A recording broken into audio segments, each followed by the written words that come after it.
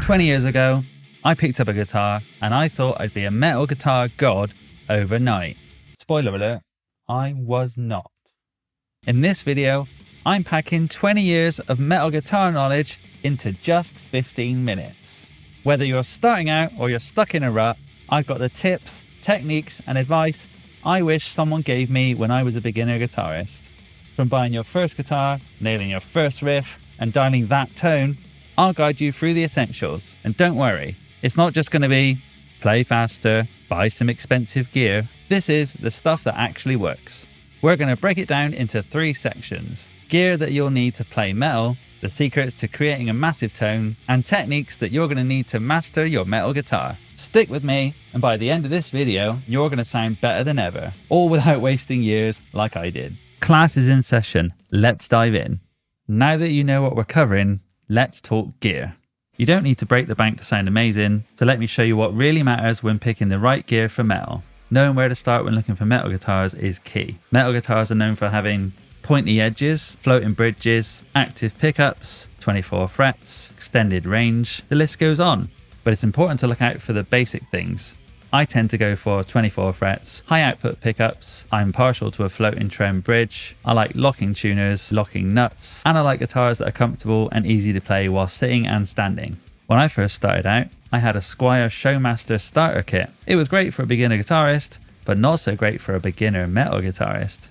I had problems. It only had 22 frets, it didn't have a locking nut, but it had a floating trem, so I always made the strings go out of tune. It wasn't really good for low tunings, so when I was putting really thick strings on it, the neck was starting to bow a little bit. I was breaking that bad boy in, and I had no idea what I was doing.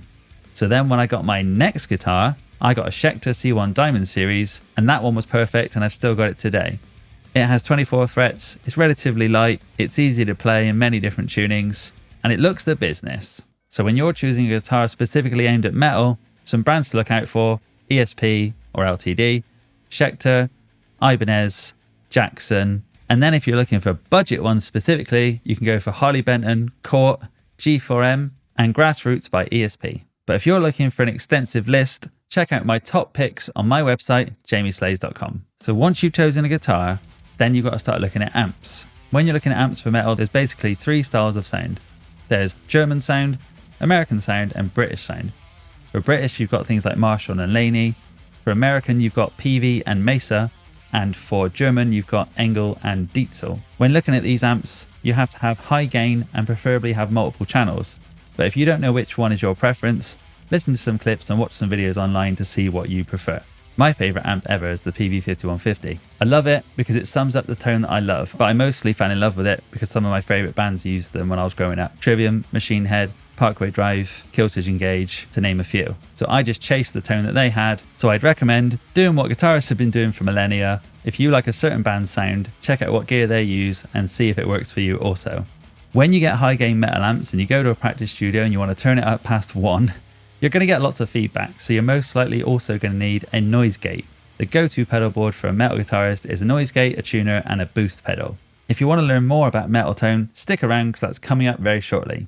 Now we're going to talk about string gauges and tuning. String gauges are pretty much a preferential thing. There are gauges that are specific to certain tunings, but again, it's all preferential. A good place to start if you're in E standard is 9-46 or 10-46. One mistake I actually did make when I was learning was I got Zakk Wylde Boomer GHS strings, which I think were like 12-62. And I read that he uses them in E standard. So I was like, do you know what? I'm going to do the same thing. Don't do that. Heed my advice. 12-62 is probably drop B or C sharp standard. You don't really want to play that in E. I don't know where I read he played that in E because that doesn't actually sound like that makes any sense. That sounds very ridiculous. If you want to know the ideal string gauges for certain tunings, check out jamieslays.com and I'll put a guide together just so you know the ins and outs of strings. That was one mistake to avoid, super thick strings in a super high tuning. With the right gear sorted, let's talk about technique, because even the best equipment can't fix bad playing. Here are the essential skills you need to sound tight and precise. The first tip I want to go into is proper picking technique. Metal is very precise, it's very rapid, it has lots of chugging, lots of down picking, and super fast picking at times. The first thing you really want to focus on is how you hold a pick. You want to make a finger like this, rest your pick on top, then place your thumb on top of that. Then you get some sort of OK symbol. That works. And then you want to look at how you rest it against the guitar. Pick angle and pick attack are something you really need to focus on when playing metal. I find it's best to rest your hand on the bridge like so, and then angle in like I showed you before, and then angle in like I showed you before with that awesome OK symbol, and you want to attack it at an angle. When I first started playing, I tended to rest my hand too much on the guitar and play from far away. Then I realized you get a better sound if you rest your hand on the bridge itself and angle your finger and thumb downwards like this. And then a really important lesson I learned that I want you guys to take away from this also is that the picking emphasis should come from your wrist, never from your thumb, finger or elbow. I found through fixing lots of bad mistakes that the best way to be efficient and get the most speed and accuracy is from the angle of my wrist, the placement of my wrist, and I got the best results when I planted my hand on the bridge and moved as minimally as possible. And remember, when you play metal, a lot of things are played super fast. When you play fast, you actually want to make as minimal movement as possible. You want to make minute, tiny increments. You want to not be able to see your hand moving. If you use a lot of elbow and a lot of thumb finger action, you're going to waste too much energy and you're not going to be efficient or ergonomic. So the first thing you should do is slow it down, make sure you play it accurately, focus on where your hand is resting and that all the action is coming from your wrist, like so, rather than your elbow, like this.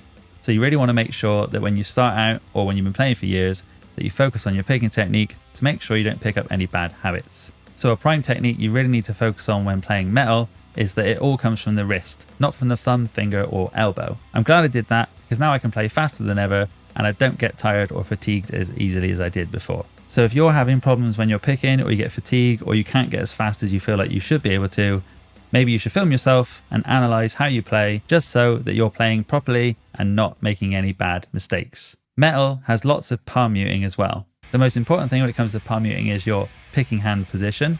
You want to make sure the meaty part of your palm is resting against the bridge almost as far back as you can get it without it falling off. And you want to make sure the notes don't get choked off and that they resonate deeply and with a lot of bass when you chug. One thing you can look out for is if you record yourself into a DAW, you can see the palm muting effect because the waveform will be bigger if it's resonating properly and it will be smaller if it's not. Play around with hand position and make sure that it sounds the way you expect it to. When you're playing riffs or when you're playing leads or solos, you want to make sure that your thumb is behind the neck in this position with your middle finger and your thumb being perpendicular to each other. So that's in line. If you're playing chords, open chords, it's okay for your thumb to be over the top. But generally, if you're playing power chords, bar chords, or any leads, you want to make sure your hand is kind of in a perpendicular position to make sure you don't get wrist ache or thumb ache or finger ache. When you're playing lead runs, you want to make sure you also don't rely on resting one finger down when you play another finger, because that will also get reliance on the stronger fingers and the other fingers will suffer. But it won't be strong enough if you don't use it. Your finger is just another muscle you need to stretch. When you started out playing, your fingers weren't strong enough to hold a chord and now they are. So all you need to do is work on some finger dexterity exercises and you'll be a shredder in no time. Speaking of precision, let's focus on rhythm. Metal is built on powerful, locked-in rhythms, and mastering this can transform your playing overnight. One thing I did growing up, being a beginner guitarist, is I obsessively played with either Guitar Pro or a metronome. It basically helps you build your internal metronome. You'll find yourself tapping your foot or nodding your head, and eventually you won't even need the metronome, you'll know what tempo it's meant to be. But there's no point playing at the 100% full speed if you can't play it accurately and concise, because as soon as you then play with a room full of people or a backing track, you won't be able to keep up because you'll be sloppy and you'll be all over the place. And remember, metal is punchy, it's precise, it's robotic, it's metronomic. Everyone who plays is right on the grid, they're bang, bang, bang, bang, bang.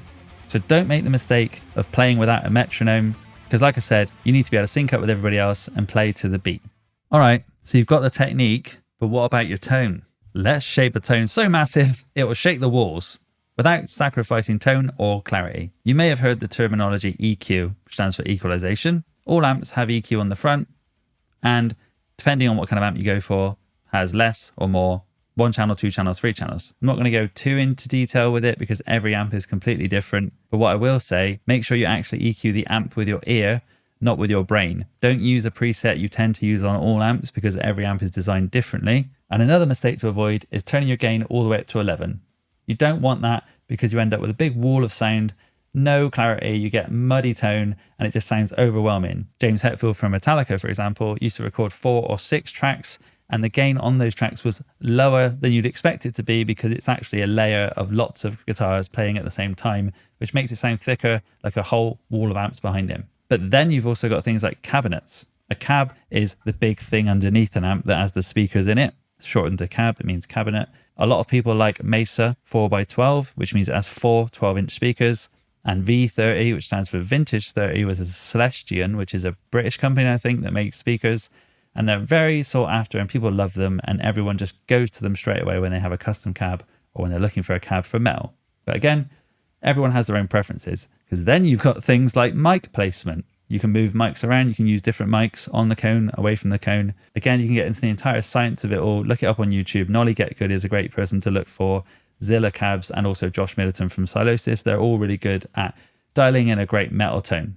So with your tone dialed in, how do you actually get better? It's not just about how many hours you put in, it's about how you practice. Here's how to make every minute count. When I was first playing guitar, I used to just play obsessively for like 2 to 3 hours every day, learning songs, writing riffs, doing whatever it was. I had a guitar on my lap, it was always there. But the older I've got, I've realized that I benefit more from short bursts of practice, little and often. I had a set goal to achieve when I did a video, which was, can I learn a solo in 7 days? But the caveat was, I was only allowed to play guitar for half an hour a day, once a day, 7 days in a row. I found that I actually had a vast improvement, and that was because I wasn't pushing myself to just play for the sake of it. There was purpose, there was intent. I found an easy way to do that as well was to set a timer, turn my phone off, don't go on the internet, just literally sit with a metronome and try and improve like I did back when I was a teenager. I wasn't playing relentlessly for hours and hours and hours. I was just playing in small bursts, and it was helping me keep it fun and lighthearted. So if you feel like you lack structure and you'd love to follow a routine, look no further than my Jamie Slay's guitar course on how to learn Metallica in a bite-sized way. There's a link in the description below. Finally, metal guitar is a marathon, not a sprint. Let's make sure you stay healthy and motivated so you can keep shredding for years to come. When I was growing up, I lived at home with my parents, and I used to play on the end of my bed, hunched up like a prawn or a shrimp, and then I'd wonder years later why I had RSI or shoulder issues or neck issues. Try and avoid doing kind of weird, unergonomic things. I now have a footstool that I use, so I sit in a classical position with one leg up like this. I avoid sitting with it like this now, because when you sit in this position, your shoulder is actually really high up. You may notice that when you play yourself.